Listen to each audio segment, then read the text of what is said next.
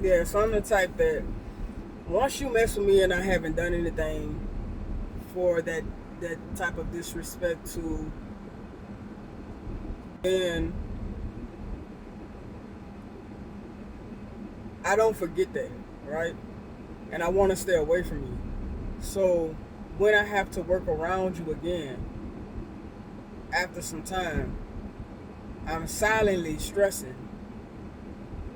because you just did this thing, and maybe only you and I know about it, or maybe you and I and a bunch of people know about it, or a few people know about it, but you did what you did, and now I have to work with you, and I don't want to work with you. I want to stay away from you because you got bad energy, you know.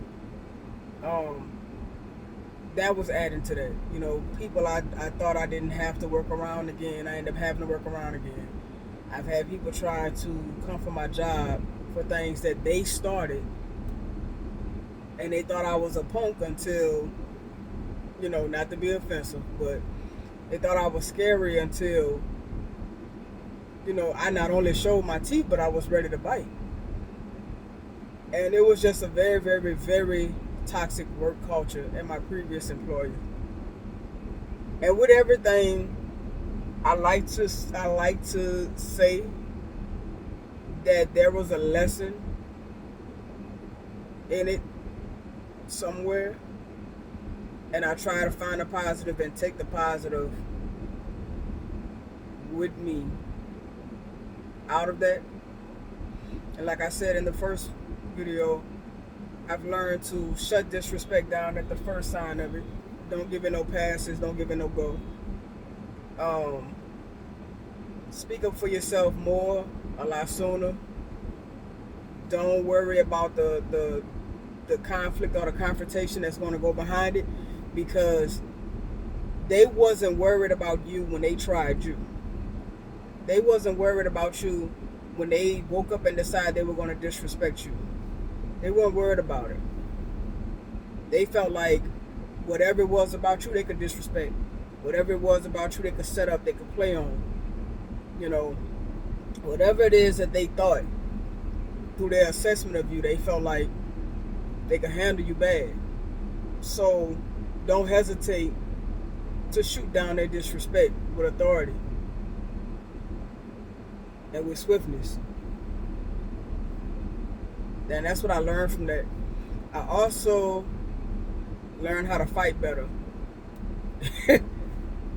It was some fights that were had, you know, at my previous employer in that environment. Like I said, I learned how to fight better, mentally and physically. And but it was just too stressful. And another thing that made it stressful was that I started dating someone that I worked with. She approached me. We had a thing going on for 2 years. Well, I thought. And when she decided she didn't want to be bothered, I took her serious, and somebody else expressed how they felt about me, and I tried that. That didn't work. So all of that was going on, and I'm being very transparent, very candid. I don't suggest you do that either. You know, don't shit where you eat. Don't do it. I don't care how much you like their personality. I don't care how much y'all getting along. I don't care about how much y'all have in common. That's just too bad. We could be cool, but we can't have a relationship. And that was the first time I had ever did something like that.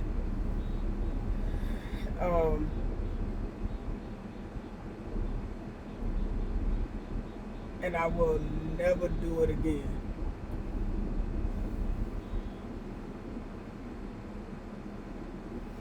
Somebody honking their horn. I'm at Walmart in their parking lot, and all kind of stuff go on in Walmart. Hopefully, I won't be in here long. But yeah. So what I did to rectify that situation, I quit. I quit for good. I didn't look back. A lot of things that were holding me back on making my move were the pay. For the line of work that I'm in, looking at the other rates of pay at other agencies, I'm like, man, they not paying, you know. And I tried to go to agencies that were paying more, and every time I did, it was a block. Boom, boom, boom. I get so far, and then I get blocked. Boom, boom, boom. So I was like, you know what? And one day I was taking a ride into one of the rural parishes down here. We have parishes, we don't have counties in the state that I'm in. Every other state in America have counties. We have parishes down here. And I was frustrated one day. I was mad. So I'm going to take a ride. I got curious. That's something else I like to do. I like to ride.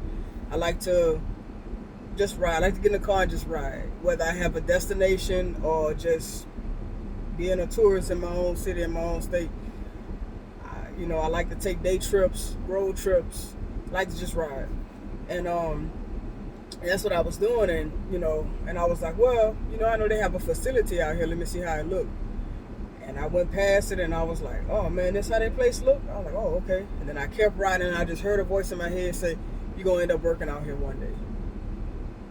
And when I heard that voice in my head, I was like, okay, let me apply and see what happens. And sure as the sun rises and sets, I put in the application, got a call back. Within a week, I was hired. Within a week, I had interviewed. Within 2 weeks, I would say I was hired. And I made that move, and I didn't look back.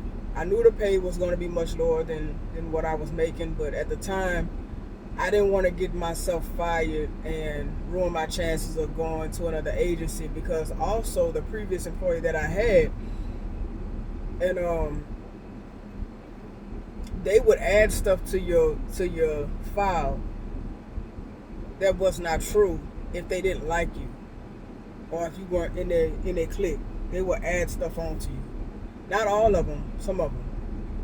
And I've seen many people and have many people come to me and said they got a hold of their files and they saw this and that was in it, and it shouldn't have been. It didn't happen like this, it didn't happen like that. I was able to find out some information on my own file when I quit and went back. You know, some things went there that should not have been. But I have the peace of mind, a reduction in pay, but I feel as though I'm able to get somewhat of my mind back right, you know. So if you're going through any types of high levels of stress at your workplace, if it's getting to that point where it's affecting your physical health, your mental health, your spiritual health, and your emotional health, if it's checking off all those boxes of health, then I suggest that you quit. Don't quit without finding another job, because you need your money to keep flowing, you know, especially if you live on your own, or, you know, if you have a significant other, or if you have, you know, a spouse and children, then just find you another job first before you quit, because you don't want to put yourself in a big financial hardship. If you have any kind of 401k or pension that your job is paying into, and if you want to break, from going into another job, look into your 401k, look into your pension, see how much you have, see how long it will float your bills for. Resign, pull your pension or your 401k, find out how long it's going to take for you to receive that first before you do that. Pull it, live off of that for a little while. I don't suggest that, but if it's that detrimental for you, and the reason why I don't suggest that is because you don't know how long it's going to take for you to get hired at another job. You know, people will say that they're hiring and you'll go and apply, and you know, you may not get that job, but they may go with somebody else, and sometimes they don't always be as timely in their communication to tell you that. So you may want to just line you up another job before you do that. If you're staying at home with family and they're real supportive of you making that move, and you have a 401k or a pension that you've been paying into, I would do it. I would be like, hey, family, look, I need to just regroup for a minute. The job's stressing me out. Is it okay with y'all if I just resign and take a little break. If they good with it, do it. But communicate that first. But yeah, I will find another job and then quit. The reduction in pay, if it doesn't pay the same or close to what you were making, and you had a 401k and you have a pension, pull it. Put half in savings, half in checking. That'll float you over until you're able to average something out, right? Don't stay somewhere for any length of time where you are experiencing high amounts of stress, especially if you have health issues and there is no relief. Speak up for yourself a lot sooner.